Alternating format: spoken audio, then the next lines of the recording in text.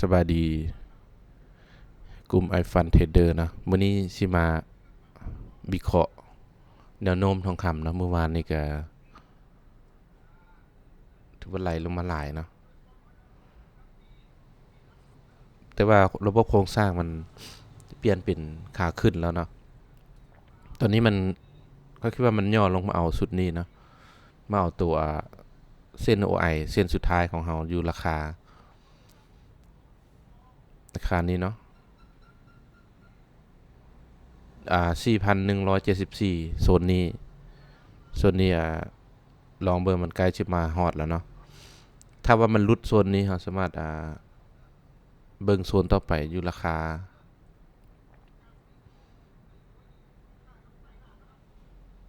นี้4149เนาะอ่า41494148แถวๆนี้ถ้าหากว่ามันหลุดราคานั้นลงมามันมีโอกาสสูงเนาะ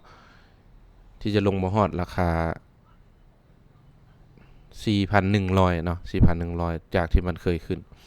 แต่ค่อยคิดว่าน่าจะบ่ฮอดเนาะเพราะว่าเดี๋ยวนี้เบิ่งอินเทอร์เดย์นี่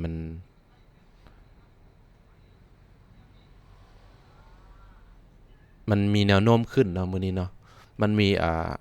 OI ฟังขึ้นที่ค่อนข้างหลายนะ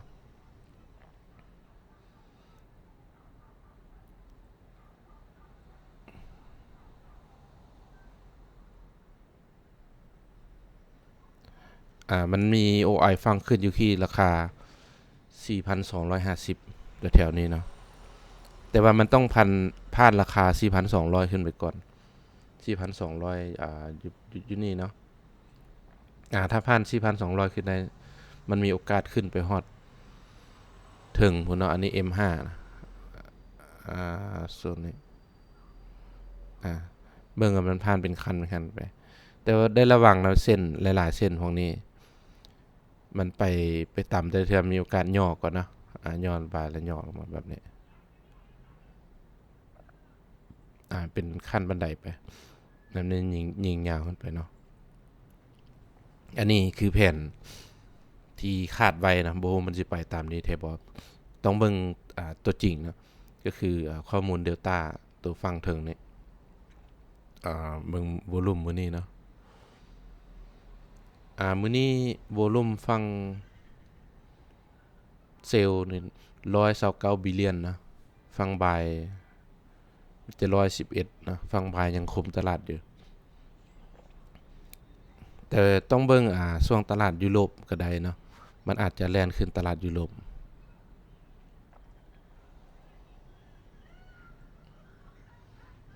ตัวนี้ทางลุ่มมีแนวรับมีแต่อยู่ราคา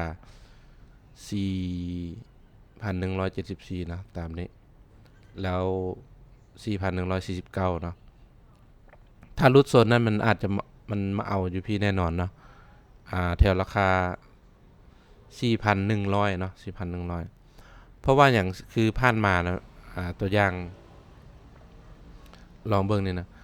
ก็คือเส้น OI เฮามันเทื่อสุดท้ายมันเคยมาเอาอยู่นี่ที่ราคา4,000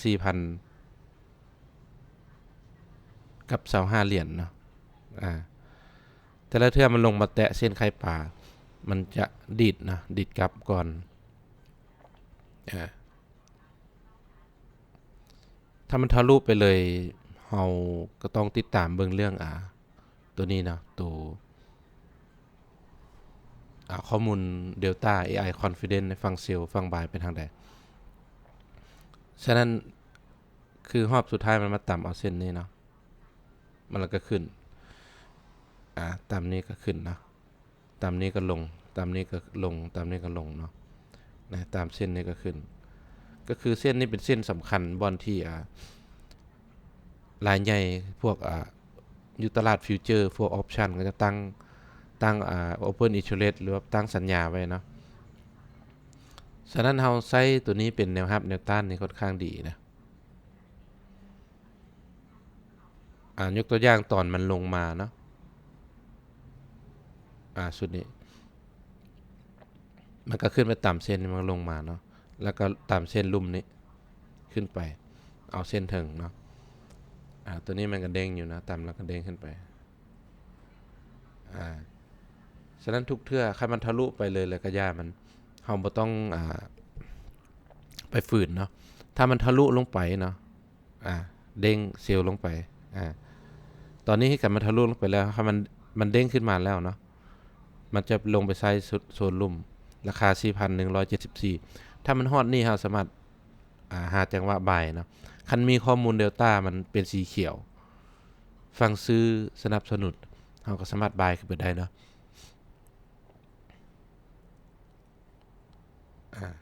เบิ่งส่วนนี้กับส่วนนี้ผู้ใดมีระบบแล้วน่าจะเห็นเส้นนี้เนาะเบิ่งแผนเขาได้